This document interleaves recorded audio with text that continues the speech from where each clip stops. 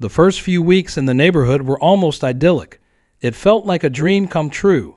Tree-lined streets, perfectly manicured lawns, neighbors waving as they passed by. I had come from a more chaotic part of town, so this quiet suburban life felt like a breath of fresh air. The people I met were friendly enough, and the community had an air of charm that made me feel safe and welcomed. I remember attending the Meet Your Neighbors BBQ shortly after I moved in. It was held at the community clubhouse, a quaint building that had seen better days but still held the essence of this close-knit neighborhood. The event was a bit awkward at first, small talk, introductions, and general pleasantries. But as I glanced around, I couldn't help but notice one person standing out from the rest. Karen Mitchell. She was impossible to miss. The HOA president wore an air of authority that didn't come from her role, but from how she carried herself, like she was constantly watching, scrutinizing every detail. While everyone else was mingling, Karen was standing off to the side, clipboard in hand, talking to a small group of people about neighborhood standards. At one point, she approached me, introduced herself with a stiff handshake, and immediately began talking about the HOA rules and regulations. "Welcome to the neighborhood," she said, her smile tight, not quite reaching her eyes. "Just make sure you familiarize yourself with the guidelines. It's important to maintain the look and feel of our community. We have high standards here." I nodded politely, but my mind was already swirling. Her tone left no room for disagreement. It wasn't just about rules. It felt like she was giving me a warning, a reminder that this was her domain, and everyone had to comply with her vision. She gave me a brochure with the HOA guidelines and left me with a lingering sense of discomfort. As time passed, I began to notice more of Karen's influence over the neighborhood. Subtle at first, her presence seemed to be everywhere. Every yard had to be perfectly trimmed, every fence a uniform height. One day, as I was out in my front yard planting some flowers, I caught sight of her peering over the hedge dividing our properties. She stood there for a moment, just watching me, before turning on her heel and walking away. I shrugged it off. Maybe she was just a stickler for rules. That's what HOAs did, right? They made sure everything was in order. But then, a few days later, I received my first official letter from the HOA. It was a simple piece of paper, folded neatly in a standard envelope, with the HOA's logo stamped at the top. My heart sank as I opened it, dreading what might be inside. "Dear resident, we noticed that your lawn was slightly overgrown and not in line with our community standards. Please ensure that your yard is properly maintained at all times. Failure to comply will result in a fine." I stared at the letter, confused. My lawn was fine. Sure, it was a bit longer than usual, but it was hardly an eyesore. I had always kept my yard neat, but now I was being told I had violated some unspoken code. I thought about ignoring it. After all, it wasn't like anyone had actually complained, but I wasn't ready to risk Karen's wrath, so I mowed the lawn that afternoon, just to be safe. Little did I know, this minor inconvenience was only the beginning of a much bigger nightmare. The warning letter about my lawn came as a surprise, but I thought, no big deal. After all, I'd taken care of the issue, and I didn't want to stir the pot with the HOA. I figured that would be the end of it, but that was just the beginning. A week later, another letter arrived in the mail. This one was even more unsettling. "Dear resident, it has come to our attention that you recently held a gathering at your home. According to the HOA guidelines, any gathering of more than 4 people requires prior approval from the HOA board, with at least 30 days' notice. Failure to comply with this policy may result in a fine of up to $500. Please ensure that all future gatherings are approved in advance." I sat there, holding the letter in my hand, my mind racing. A gathering. It was a BBQ with just a few friends. A small, casual affair that had no impact on anyone else in the neighborhood. There was no noise, no disruption. The whole thing lasted only a few hours, and the food was delicious. I thought about the community BBQ that had been held just a month earlier, with far more people and no complaints. Wasn't this supposed to be a friendly neighborhood? It was then that I realized what I was dealing with. The HOA wasn't just about enforcing rules. It was about control. Karen Mitchell, The HOA president was using her position to micromanage every tiny aspect of everyone's life, and I was getting caught in her web. I immediately composed an email to the HOA trying to reason with them. I explained that it was a small, informal gathering and that I hadn't received any complaints from neighbors. I asked for clarification about the 30-day notice requirement and whether this applied to every small get-together. The response came quickly, and it was short, almost cold. All rules are enforced without exception. We take community guidelines seriously, and all gatherings must be approved. Please ensure that you follow the proper procedure for any future events. That was it. No room for discussion, no understanding, just rigid enforcement of petty rules. I felt a twinge of frustration. This wasn't fair. I had lived in the neighborhood for only a short time, and already I was being fined for things I didn't even know were issues. I hadn't caused any trouble. The neighbors hadn't complained. But Karen had made it clear she was the one in charge, and the rules didn't exist for flexibility. As I stewed over the email, I decided to call Karen. Maybe if I spoke to her directly, I could clear up the misunderstanding. When she answered, her voice was brisk, businesslike. Karen Mitchell speaking. How can I help you? Hi, Karen. This is my name from address. I just received your letter regarding my BBQ, and I wanted to understand a little better why it was an issue. I didn't think it was anything major, just a few friends over for some burgers. There was a long pause before Karen spoke, almost as if she were judging me for daring to question her authority.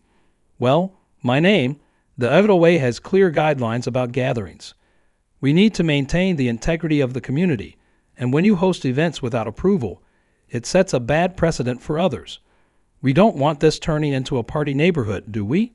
Her tone was condescending, like she was explaining something to a child.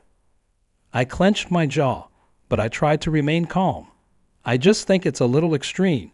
It was just a casual BBQ with friends, nothing disruptive. Karen didn't seem to care. The rules are the rules. If you don't like them, maybe this isn't the right neighborhood for you. That hit me like a slap in the face. It wasn't just about the BBQ anymore. It was about my right to exist in the neighborhood without feeling like I was constantly under surveillance. I thanked her for her time, but as I hung up, I knew this wasn't the last time I'd be hearing from Karen. She had made it clear that the HOA wasn't just about maintaining a nice neighborhood. It was about control, and if I was going to live here, I was going to have to fight for every little ounce of freedom. At first, I tried to let the BBQ incident go. After all, what choice did I have? I'd followed the rules, paid the fine, and agreed to adhere to the HOA's unreasonable demands. But Karen wasn't finished with me yet. In fact, I quickly learned that once you've become a target of the HOA, you're never really free from their eyes. It wasn't long before I received another letter. This time, the infraction was my garage door. Apparently, I had left it open for over 72 hours. According to Karen, this violated the Neighborhood Aesthetic Code, which required all garage doors to be closed when not in use to maintain the visual integrity of the community. I couldn't believe it. I had left the door open because I was in the middle of a weekend project, organizing the garage.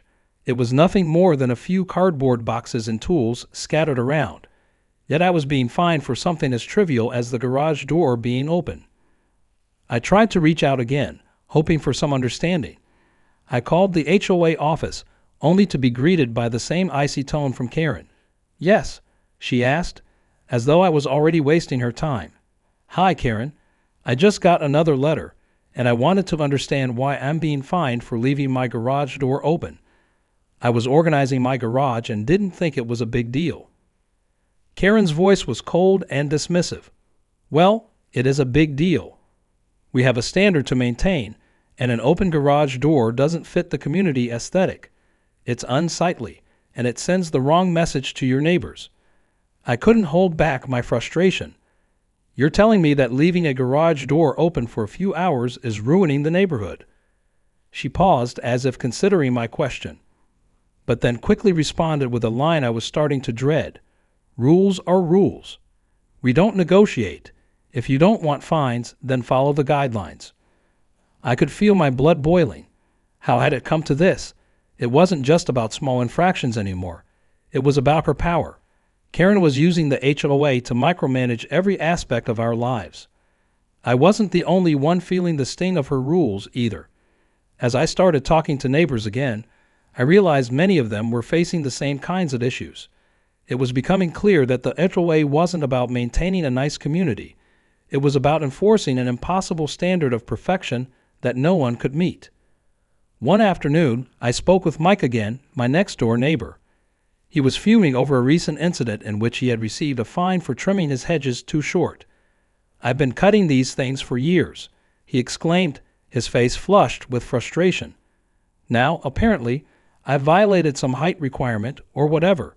It's a joke." As we vented about our individual issues with Karen, something clicked for me. It wasn't just about me anymore. It wasn't even just about Mike. It was about the whole neighborhood. And I wasn't going to sit back and let Karen continue to terrorize us. I started talking to more neighbors, some who had been too scared to speak out before. People were afraid of what might happen if they fought back. But the more we discussed the HOA's tactics, the more we realized how ridiculous and oppressive Karen's leadership had become. By the time Mike and I had gathered a small group of like-minded neighbors, we started brainstorming ways to push back. It wasn't going to be easy. We were up against a powerful entity, and Karen was no pushover. But we knew one thing for sure. We couldn't just let her continue to make our lives miserable. The next step was clear. If Karen wanted a fight, she was going to get one. It had only been a few days since I'd had my last conversation with Karen, but it felt like the tension in the neighborhood was building every single hour. Every time I stepped outside, I felt her eyes on me, watching, judging, as if she had some invisible reign over every little thing I did. The fines, the warnings, the condescending emails. It was clear that Karen had declared war, and I was on the front lines. Then it happened. One morning, I woke up to the sound of a truck idling in front of my house. Confused and bleary-eyed, I stumbled to the window to see a tow truck parked by the curb. My stomach dropped. My car was in the driveway, just like it had been every night. The driver was circling it, clearly preparing to hook it up. "No, no, no," I muttered under my breath, rushing downstairs in a panic. I sprinted outside, barefoot on the cool pavement, just in time to see the tow truck driver trying to attach the hook to my car. "Wait," I shouted, running toward him. "What are you doing? That's my car." The driver barely glanced at me. "You're in violation of HOA parking regulations. You left your car in the driveway for over 72 hours without moving it. I've been instructed to tow it." I felt like I had been hit with a punch to the gut. I hadn't left the car there for 72 hours. It had been parked the night before and was just fine. I didn't even use my car every day, but that wasn't the point. This was my property. How was it possible that I could be fined for something so trivial? I pulled the note off my windshield. It was a new letter from the HOA, claiming I was in violation of their parking code. "Your car must be moved every 72 hours, even if it's parked on your property." I could feel my chest tightening. It was another absurd, arbitrary rule from Karen. She was looking for any excuse to punish me. I wasn't going to let this slide. I called the HOA office immediately, my voice shaking with frustration. Karen picked up, her tone as cold as ever. "Karen Mitchell," she said with a curt tone, as if she was expecting this phone call. "Karen, what is this?" I snapped, holding the phone away from my ear as the tow truck revved its engine in the background. "I'm being told my car is being towed because of some ridiculous 72-hour parking rule. I've never heard of such a thing."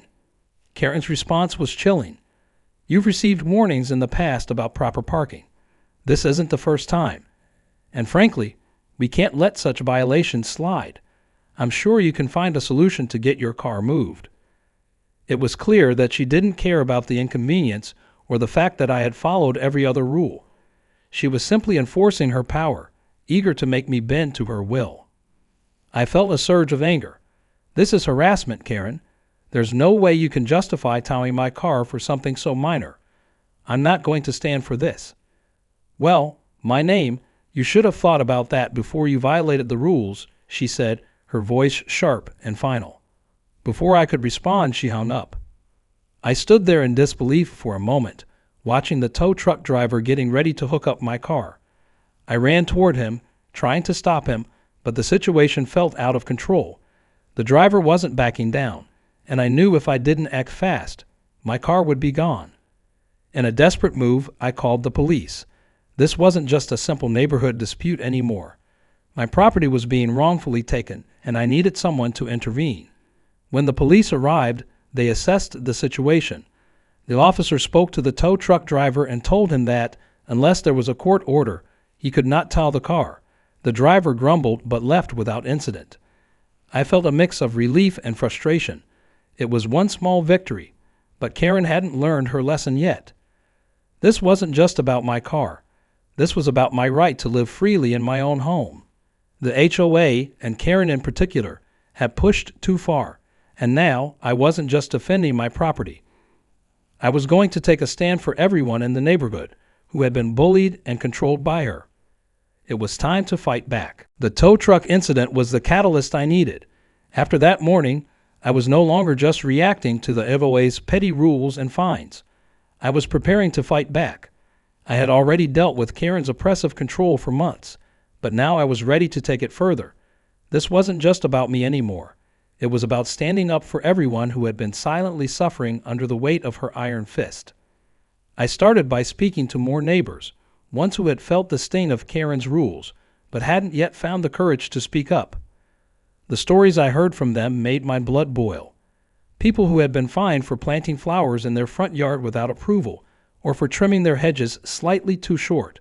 Others who had been given warnings for leaving their trash cans out for an extra day after pickup. The more I listened, the clearer it became. This wasn't just about enforcing rules. It was about control. Karen wasn't running an HOA. She was running a dictatorship. Mike was one of the first people I spoke to after the tow truck incident. He'd been dealing with Karen's ridiculous parking rules, too, and when I told him what had happened with my car, his eyes lit up with a mixture of anger and determination. "I've had it with her," Mike said, his voice tight with frustration. "I can't even park my truck without her sending me a nasty letter. What's the point of even living here if we're constantly under her microscope?" We started gathering evidence, taking notes about the fines we each received and the incidents we faced. But I knew this wasn't enough. We needed to find a way to hit Karen where it hurt, the rules themselves. That's when I started looking into the legal structure of the HOA. I had no idea what I was getting into, but I figured that if I was going to fight, I had to understand the system. I went to the county office to look at the HOA's founding documents and bylaws. After hours of poring through dusty records, I finally found something useful, a loophole.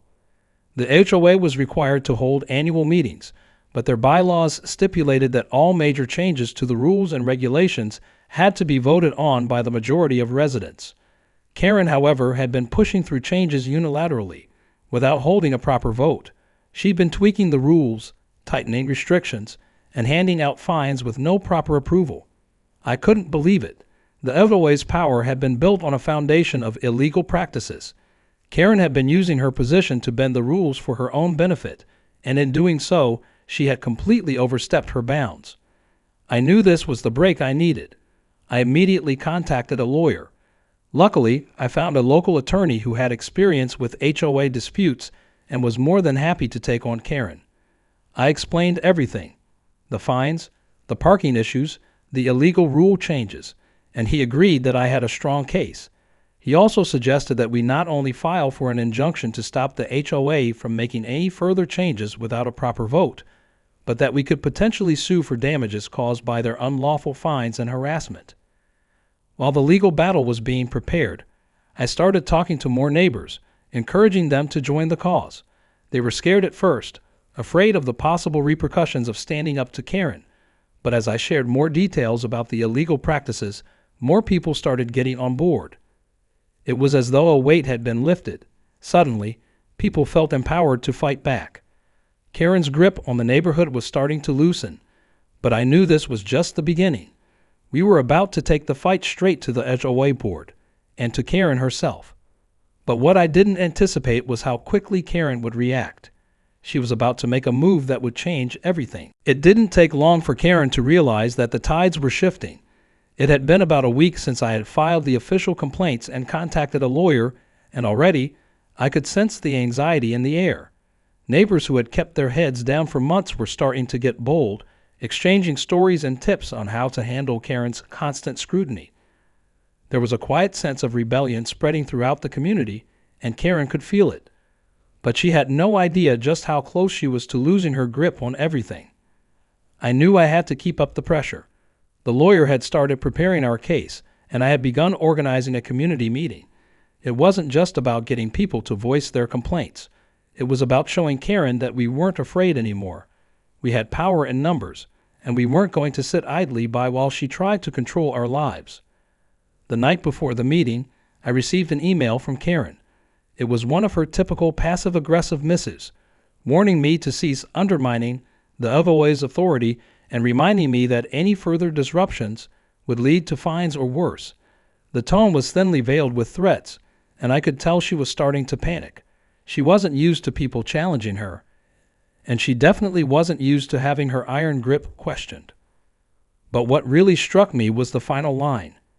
If you continue with this, I'll have no choice but to call an emergency board meeting. This behavior will not be tolerated in our community. I laughed bitterly after reading the email. Karen had underestimated us. She thought a threat would scare me into silence, but it only made me more determined. The meeting the next night was going to happen, whether she liked it or not. I wasn't just going to show up. I was going to bring the fight straight to her door. The community meeting was packed. Over 30 residents gathered in the clubhouse, some standing, some sitting on the floor, all of them tired of being bullied. Mike was there, and so was Sarah, an elderly neighbor who had been given multiple fines for improperly placing a bird bath in her front yard. She was the sweetest woman you'd ever meet, and the thought of her being targeted like this made my blood boil. She stood beside me, clutching her paperwork, ready to speak her truth. When the meeting started, I could see the unease in the eyes of the handful of board members who had shown up. Karen wasn't there yet. I had a feeling she'd be arriving late to try and maintain some semblance of control, but that didn't matter. The people in the room were tired of living in fear. I stood up first and began speaking, my voice shaking with the adrenaline of what we were about to do. Neighbors, I began, for far too long, we've been living under the thumb of an HOA that doesn't represent us. It only serves to make our lives harder. I've been fined for trivial matters, just like many of you. We've all been punished for things that don't hurt our community, but we don't have to accept this anymore. We can take back control. I paused, letting the words settle in. The room was silent, but I could feel the energy shifting. People were nodding, leaning forward. They were listening. As I spoke, more neighbors stood to share their grievances. People had stories, evidence, and all the anger they'd been holding in for months. There was no turning back now. We were united. Finally, Karen stormed into the room, looking like a storm cloud ready to explode. She had clearly been caught off guard, and her usual self-assuredness was replaced with a cold, tight-lipped frown. "What is this?" she demanded, her voice sharp. This meeting was supposed to be an informal gathering, not a public forum for complaints. I stood my ground. "Karen, you've used your position to bully and control this entire neighborhood. You've broken the law by passing changes to the HOA rules without proper votes. That's why we're here tonight. We're taking action." Her face turned bright red. She took a deep breath, as though trying to regain her composure, but it was clear she was losing her cool. "This is insubordination," Karen hissed. "I will not tolerate this in my community." But as the words left her mouth, something changed in the room. The residents who had once been too scared to speak up now felt empowered. The fight had already begun, and there was no turning back. Karen couldn't control us any longer. We had the truth on our side, and we were ready to hold her accountable. The countdown to Karen's downfall had officially started, and nothing would stop it now. The day of the showdown finally arrived. Karen's face was almost unrecognizable at the HOA board meeting. She was tense, her arms crossed tightly, and her eyes scanning the room with the intensity of someone who knew she was losing control. The other board members were looking at her nervously, but there was a clear sense of hesitation.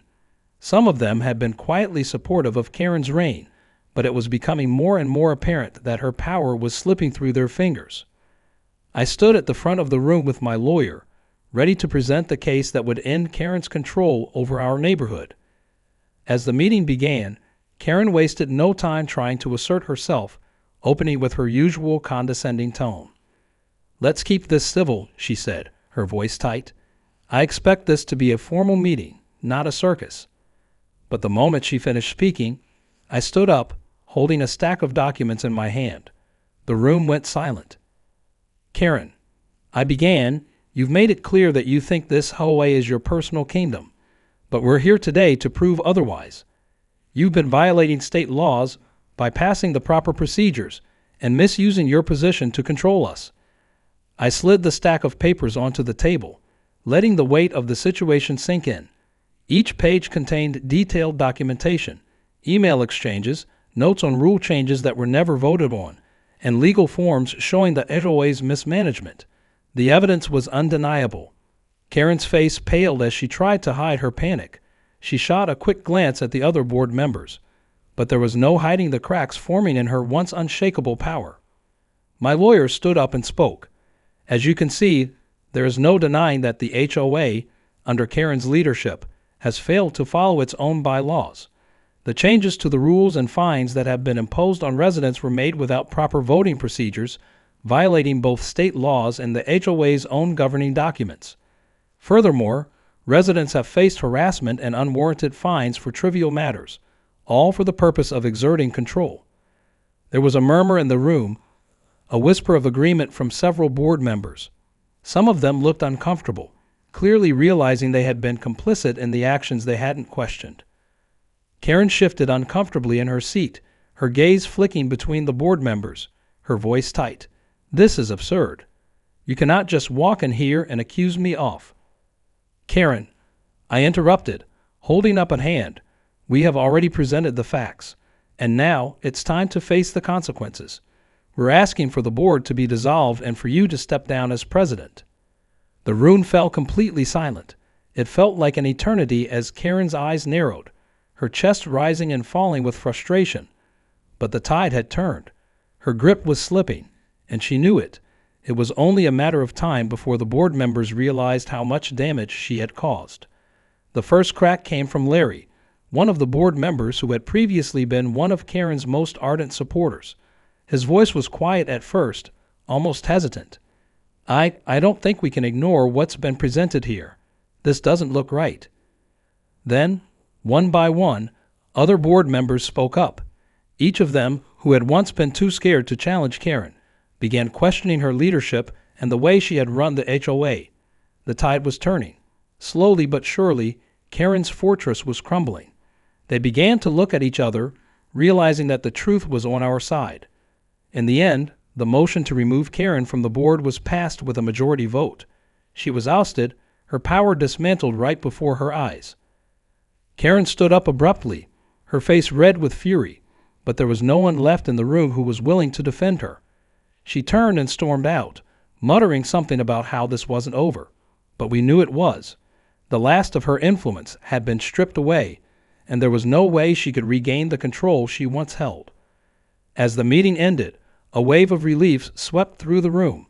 It felt like a weight had been lifted from all of our shoulders. For the first time in months, we were free from the constant surveillance, the arbitrary fines, and the toxic environment Karen had created. We had won. But just as the meeting adjourned and people began to gather their things, one final twist came. It was the quietest of moments, almost imperceptible, but it was enough to make my heart stop for a second. Karen had one last card to play. The room buzzed with conversation as people gathered their things, shaking hands and clapping one another on the back. There was an overwhelming sense of triumph, something that hadn't been felt in this neighborhood for a long time. We had done it. We had taken down Karen in the stranglehold she had on our community. But just as I was about to walk out of the room, my phone buzzed in my pocket. It was a text message from Mike. "Karen just showed up at my house. She's threatening to sue." I froze. My heart sank into my stomach. Karen wasn't done yet. Of course, she wouldn't go quietly into the night. Her ego wouldn't allow it. I quickly checked the time. It was late, and I wasn't sure what she would try next. There had been rumors floating around about how far Karen would go to keep her power, but I wasn't sure how much of it was true. I quickly messaged Mike back, trying to calm my nerves. What did she say? He responded almost immediately.